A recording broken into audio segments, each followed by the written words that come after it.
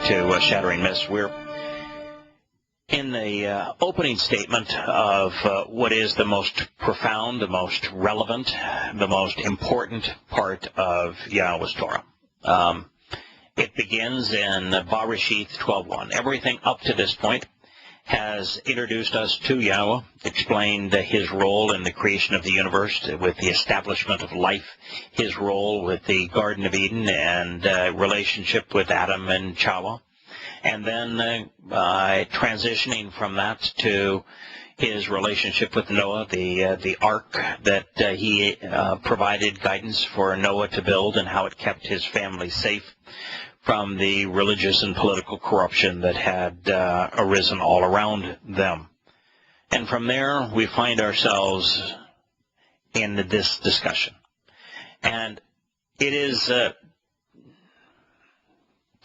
based on any rational analysis of the evidence, it's the single most important discussion in the world. It's not only the centerpiece of the Torah, the most important part of the Torah. I would dare anyone to find and offer a more relevant, a more insightful, a more important, a more empowering, a more beneficial discussion than Yahowah's presentation of his covenant to Abraham. I don't think you would take that bet, would you, Larry? No, I wouldn't. No. I think in the interactions with that we see Yahowah having with Abraham, we actually see the covenant. Well, did not Yahowah tell Abraham at the end of all of this that because you have listened to me and you've acted upon what I have asked and requested, that I have established my covenant with you? So do we not have at the end of all of this Yahowah affirming that Abraham was a beneficiary of the covenant because he listened to God and he engaged, acting upon what he said? Yeah, he trusted him and acted upon what he said. He engaged, and then we had a relationship, and salvation is a byproduct of a relationship because at that point he's known. Yeah. Okay, so therefore, if we want to know how it is that Abraham became a participant in the covenant and received the benefits of the covenant, we have to go back to the first of the discussions and instructions and guidance that Yahowah had with Abraham, correct? That's right. All right. So that begins with this statement. And unless you think that you're more important to God than was Abraham, that you're better than Abraham, that you have a different way to approach God than the way that God articulated to Abraham, you better listen to this and act upon it. Otherwise, I'm afraid you're going to be on the wrong side of the door to heaven. And Yahowah said, now that means that if your God is Jesus Christ, you're in trouble. The covenant is not being offered by a Jesus Christ. The covenant is not being offered by an Allah. The covenant is not being offered by a Jehovah. The covenant is not being offered by a Lord. If your God hails by any of those names, you're in trouble already. This covenant relationship is being offered by Yahowah. And Yahowah said, this is Amar, it means to promise, to affirm, to communicate, to propose.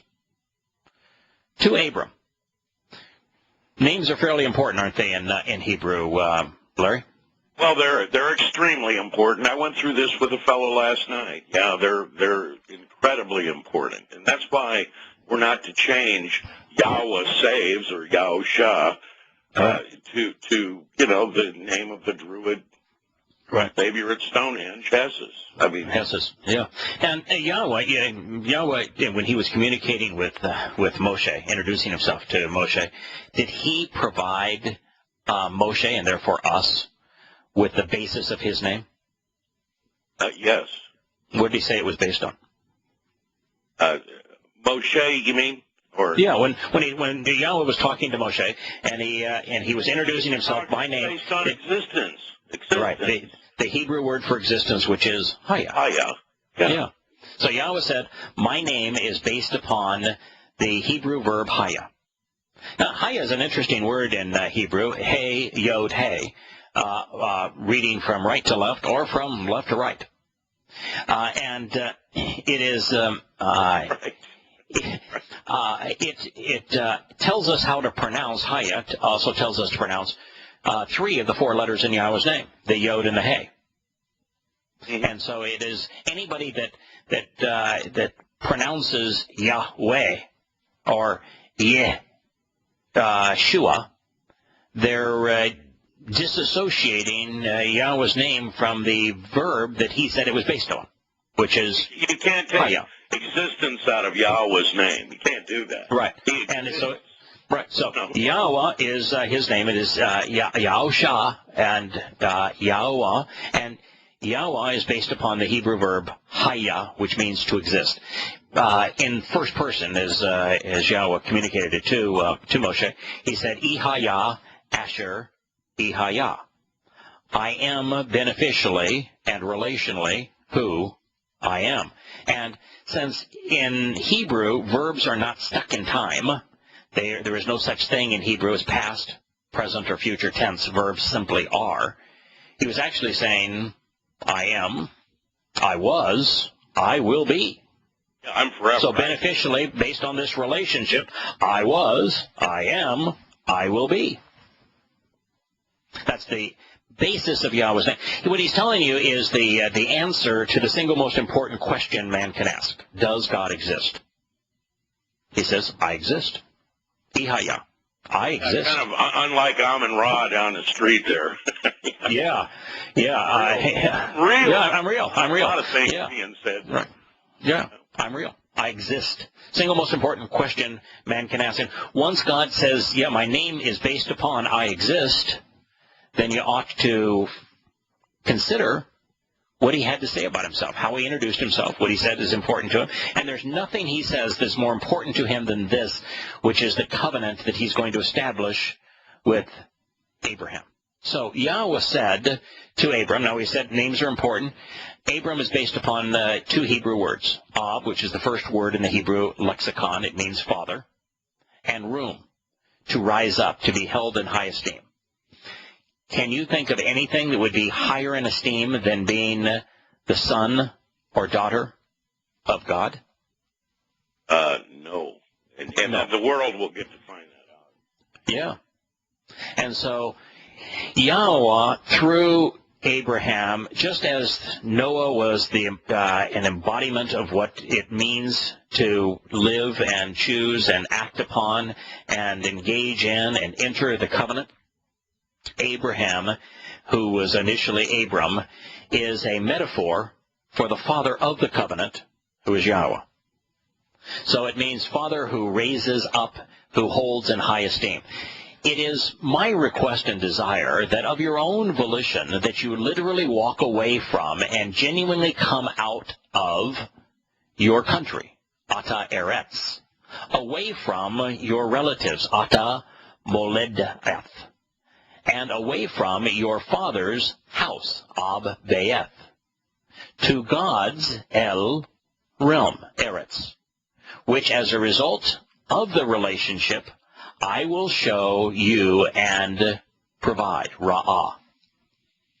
So, declarative statement, but in this declarative statement we find that the most important verb, halak, is walk. And we talked about this at length yesterday. There's really no more important concept, I think, to understand relative to our relationship with Yahweh than the idea of walking.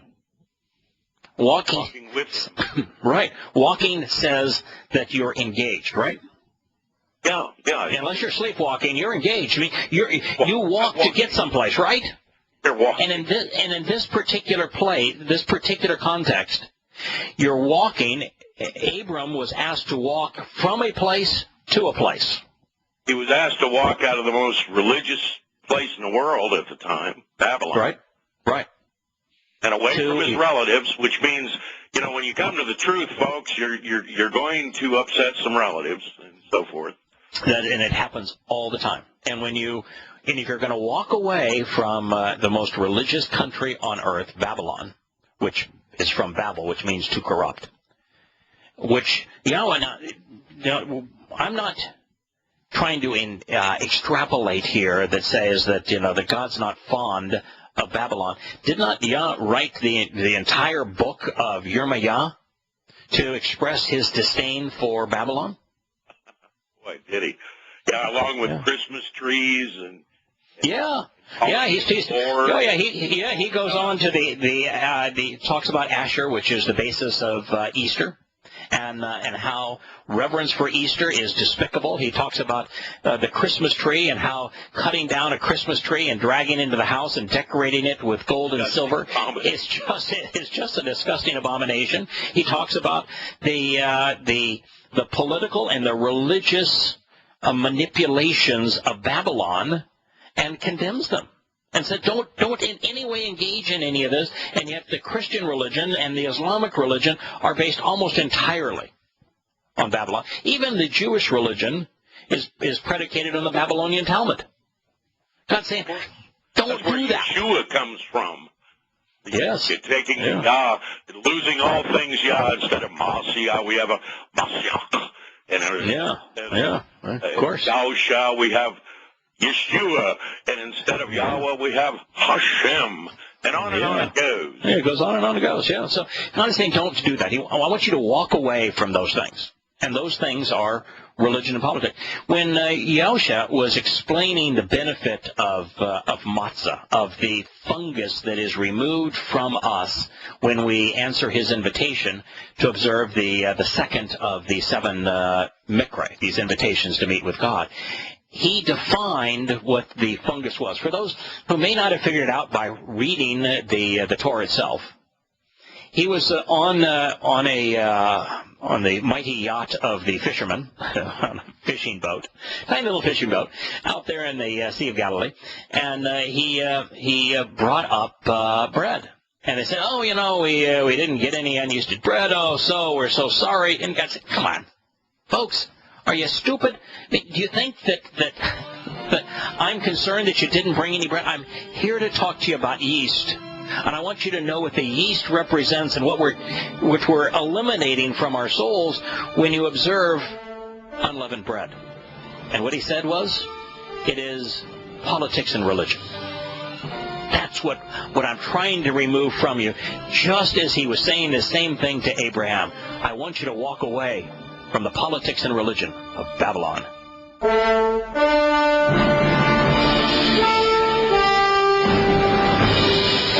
Welcome back to Shattering Myths. We're considering the operative initial statement of the covenant. The covenant is there's only one of them.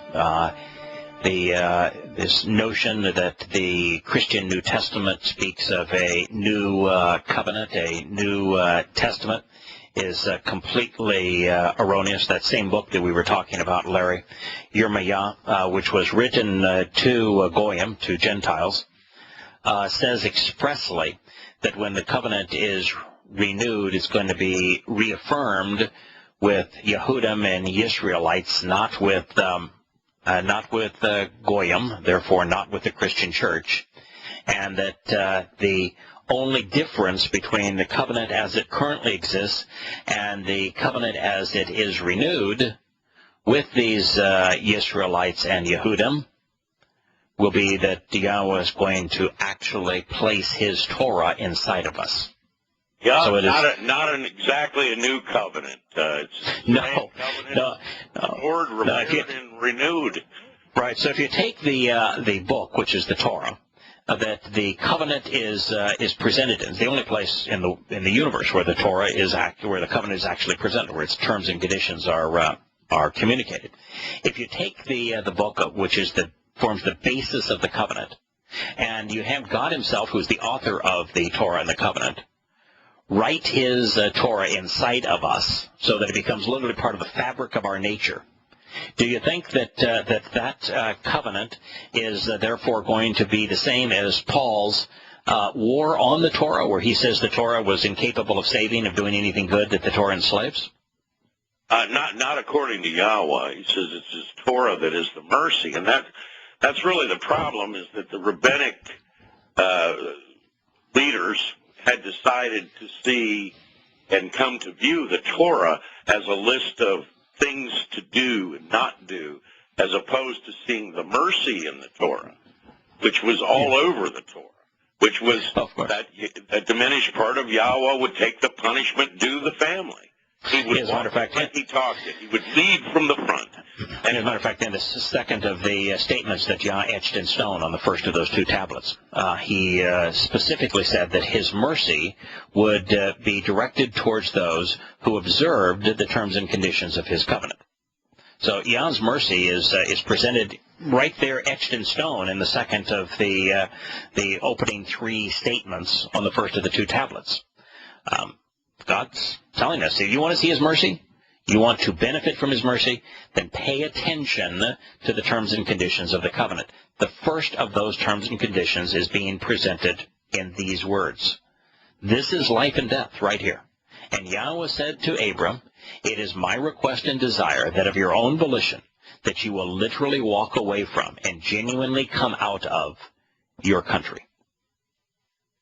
It's true for all of us, unless you think that somewhere that God has a different plan. Now, the problem with that is when he reaffirms his covenant, he's going to base its affirmation on integrating this very Torah that we're reading into our lives, which negates any possibility of a different plan. Or that the Torah is dead. So you're either going to act upon this yourself and do the same thing and walk away from your country, or you're not going to participate in the covenant. You're not going to enter the promised land, which is heaven. Now, correct me if I'm wrong, but Yahowah saves, is Ha-Dabar. He's the word of life. And what is that word? The Torah. Yeah, when he began what's called the Sermon on the Mount, it's actually the Instruction on the Mount, Yahushua, the person errantly known to Christians as Jesus.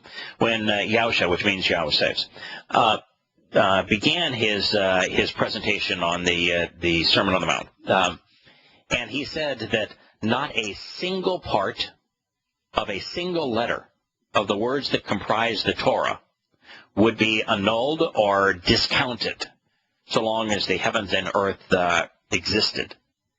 Does that mean that wouldn't that mean that there's zero possibility that this request from God to participate in his covenant, that means that every bit of this is still in full force, that if you want to participate in the covenant, according to Yahushua now, that you need to walk away from your country? Yeah. That's right. I mean, you're either going to believe his words or you're going to follow religious tradition. Right. Now, if you're political, Larry, are you not engaged with your country? Yeah, that's right. I mean, let me explain something. I point out, just as I point out the fallacies in religion and the corruptions in religion, I point out the same things in political nonsense we see all day too. All right. That's the reason. That's the reason for the first half of the Shattering Myths program, is we want to point out the hypocrisy, the immorality, the untrustworthy nature of the U.S. government, so that people acknowledge that there's a reason, that it's in their interest to disassociate themselves from their country. And the reason is that if you want to participate in the covenant, you not only need to walk away from religion, but you need to walk away from politics, your country.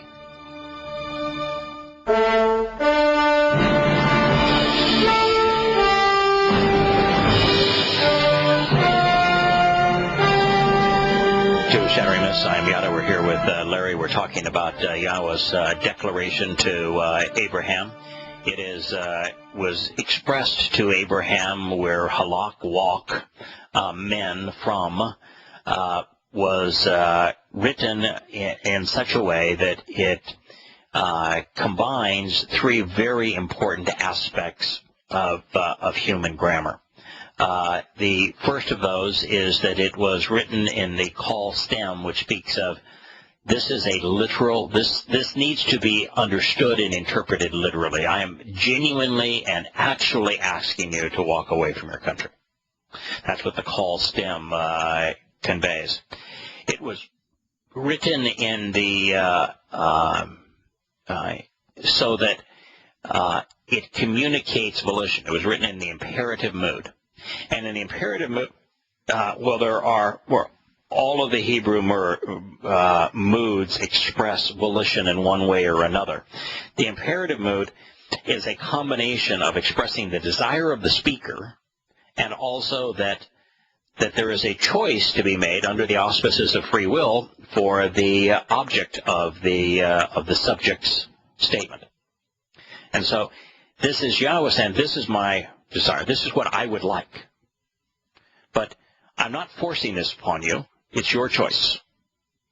So he's asking us, of our own free will, to do something that he very much wants us to do, which is to walk away from our country. Which means you can't be political. You can't be patriotic. You can't put your hand over your heart and sing the national anthem or the Pledge of Allegiance. You can't do those things. You can't show reverence to a flag. You can't show reverence to your military. You can't show respect for a political leader. You ought not be engaged in the political process. You ought not vote. That's what it means. It means you ought not be dependent upon your government in terms of government handouts. That's what it means. But Larry, you mentioned something that goes beyond this, because Yahowah went beyond it. It wasn't just, I want you to walk away from your country, which was Babylon in the case of Abram. And we recognize that Babylon is important because at the very last prophetic statement that Yahowah makes to us, he's asking us still, right in the waning days for the tribulation, to walk away from Babylon. So he's consistent here. I mean, all the way to the waning days of the tribulations, he's asking us to come out of Babylon. And by saying that, what he's saying is that I'm not talking about Babylon, the country that was, once burned bright. I'm talking about what Babylon represents, because the country is long gone. Yeah, well, yeah, it's used as a metaphor all throughout Yahowah's words. I mean, he even talks about the United States being Babylon. Yeah. Yahowah.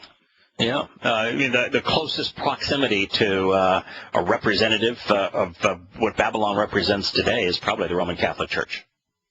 Yeah, but we're under Roman rule. I mean, we have a Roman flag. We have all these Roman rules. We got the fasci up there in the well of the house. All these Roman signs. But as you mentioned, there's another thing that God said you're going to have to walk away from. And this is really difficult for people because of their affinity for family traditions and social mores. And that is, you have to walk away from your relatives, from your kin, from your birthplace, from your origin.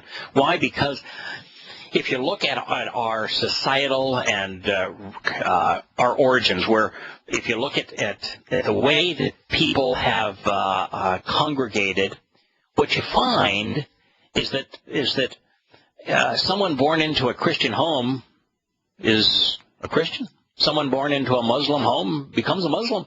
He just is a Muslim. Someone who is raised in a socialist, secular, humanist home, is going to be an environmentalist, wacko, socialist, liberal. When it is the rare exception that someone is willing to walk away from their roots, from where they came. I was born into a Christian, right-wing political home, and I walked away from both of those things. So did you. Those are rare. Yeah, well, you come to odds with all of them, and they decide, they decide they don't like you, and right. They don't like realism. They don't like what's honest. It's easier to pretend that God doesn't exist than do the homework to find out He does. The fact is that religion becomes unbelievably popular. And because you're rejecting that which is popular, so is politics. The unbelievably popular, you're rejecting and turning your back on that which is popular, that which they have clung to, all of a sudden you're a threat to them. And so you do have to walk away from your relatives. And then he says, from your father's house. This is very much like what Yahowah said to Adam and Chawah, that whole concept of marriage is that we be willing to walk away from our father's house. Now, why does God, you think, ask us to walk away from our earthly father's house? Oh, why? Because he knew that it would be unpopular. Yeah, the truth is unpopular. He knew that. I think there's a different reason that God is asking us to walk away from our earthly father's house. To be dependent on him. Yeah, that could be. Yeah. You've got a choice here.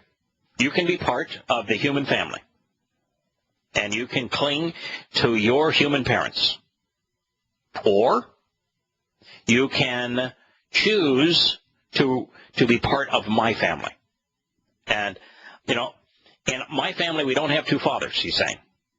In the covenant family, there is one father. I am the father of the covenant family.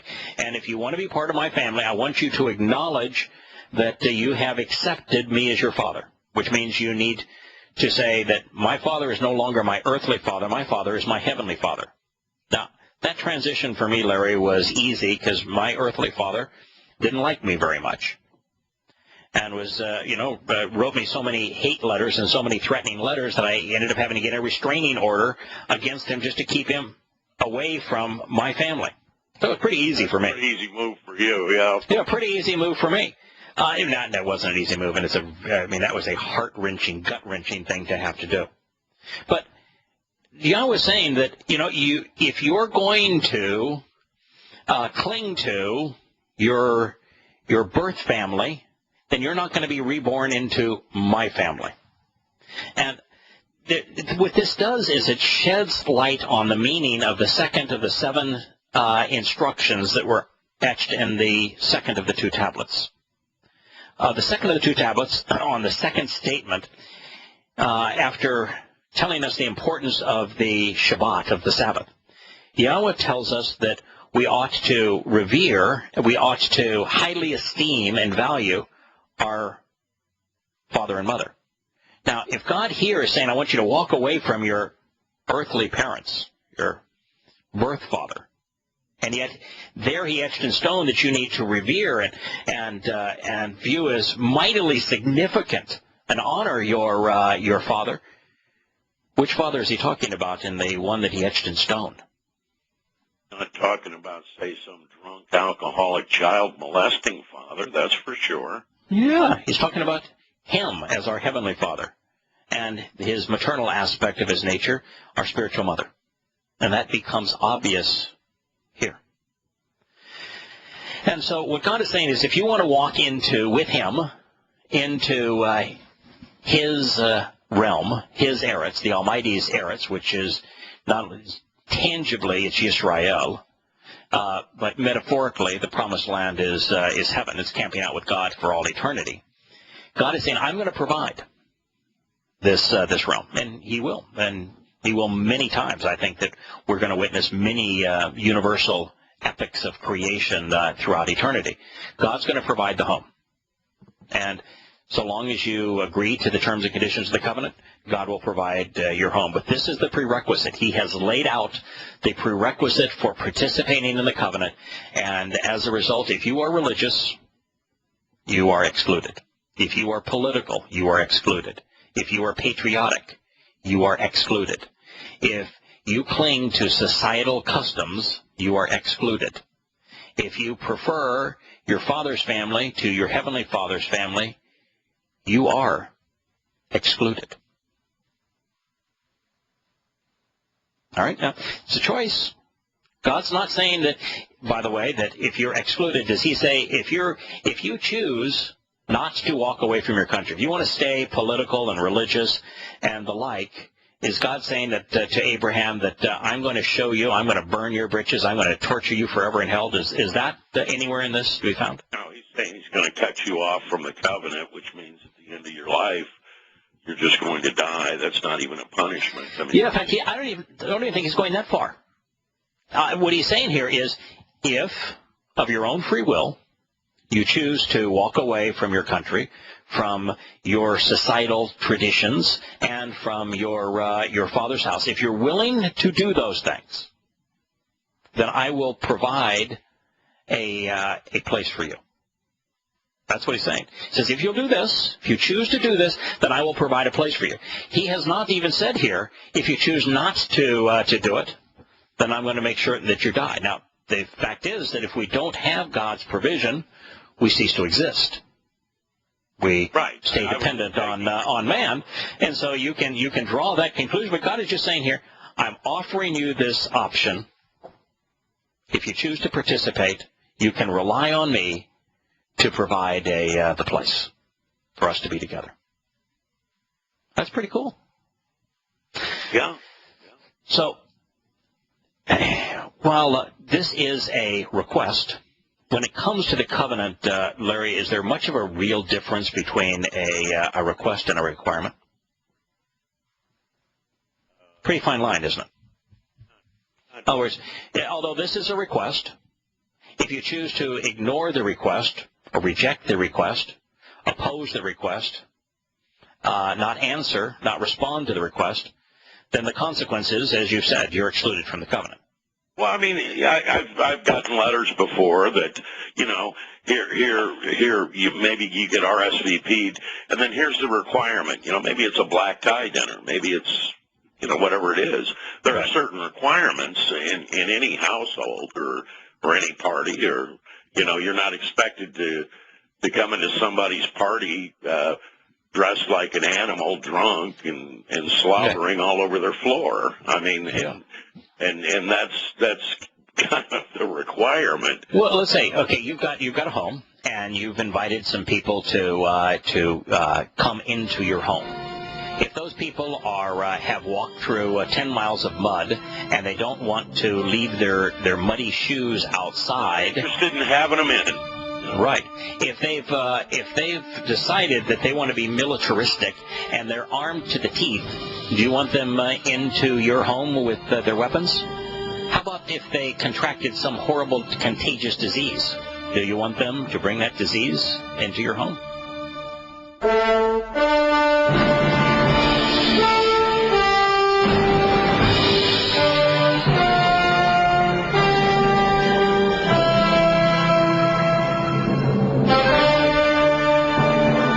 Welcome back to Shattering Myths. In the 6 minutes we have remaining, we have two callers. The first is Glenn. And Glenn, I apologize for having you on hold so long. I was fixated on the topic that we were talking about, but I understand you want to make a comment about Yahowah's physical presence or manifestation on earth. Yes, actually, a couple prefacing things real quick. I can get this out all in about 30 seconds. First of all, to illustrate your concept of the idea of request, I think a good illustration of that is an invitation with an RSVP. Respond, s'il vous plaît. Respond if you please. If you don't respond, your absence will be assumed. Correct. Yeah, you are absolutely right. You're absolutely right. Total agreement there, and it's a great metaphor, and I appreciate your French. Yeah, there we go. Thank you. And let's see. The another thing I was going to say is today is my 53rd birthday. Another much overlooked pagan holiday. The birthday was observed largely for astrological purposes. Yes. So birthday is very much a personal pagan holiday, which we think let slip through the cracks. You are again correct, and I do not celebrate my birthday. I am slightly older than you are. I do not celebrate it for a host of different reasons, but one of those reasons is the celebration of birthdays does play directly into the astrological religions of astrology of Babylon. I mean, Babylon was really the birthplace for astrology as a religion. It's an abomination to Yahowah, and therefore birthdays are something that I also do not celebrate. Glenn, I need to go. Great comments. One quick question for future reference if you have time. Could you please explain your stance on the means by which Yahowah came to be physically present on the earth? Okay, we're going to have to do that probably in another program, Glenn, but happy to do it. We have so few minutes left, and we have Diane calling in from Denver on the concept of how do we separate ourselves from our family. Hello, Diane. Welcome back to Shattering Myths. Good morning, Ada. I wanted to ask, and I know we're real close. When in the morning programs, when you talk about the news and the system as it is, political, how are we supposed to separate ourselves from? Because when I'm listening to talk shows, everybody's saying, when are Americans going to be federalists, and when are they going to do something? That but according to y'all, we are not supposed to do anything. We Right. are, so I'm not understanding how come everybody's so down on us for not doing anything. I'm not grasping that. Yeah, Americans are of the conclusion that, for example, when the Muslims threw planes into buildings, that we had to respond, and the only way that we can respond is go by bombing Muslims. We came to the conclusion that we have to do something, and that doing nothing is worse than doing something. And most of the time when we do something, what we do is counterproductive. It actually makes the situation worse rather than better. And we very seldom nationally take the time to understand what has occurred and what is the right response. It's one of the reasons why I say, you ought not vote, because all of the malfeasance is going on with our country, particularly economic malfeasance and the destruction of our country from an economic point of view and a military point of view as well. We can't solve it, because no matter who you're going to vote for, they are making it worse. And so, doesn't Yah have it all under control? I mean, that's kind of what I was. Absolutely not. No, absolutely not. No, that's not. That's another Christian myth. Yeah, that's a Christian thing. Yeah, the omnipresent God that's a micromanager that's involved in all of human affairs and has everything under control. Absolutely not. He gave man free will. And so we have free will to spiral things completely out of control. And Yahowah is only going to intervene when we've spiraled things so far out of control that we're on the precipice of destroying the planet and all life on it. And that's when he is returning. That'll be Yom Kippurim. Now, he's going to honor the terms and conditions of his plan. He's going to do exactly what he said he was going to do.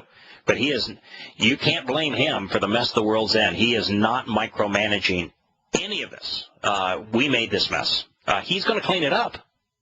But he's going to clean it up without any of those who made the mess surviving it.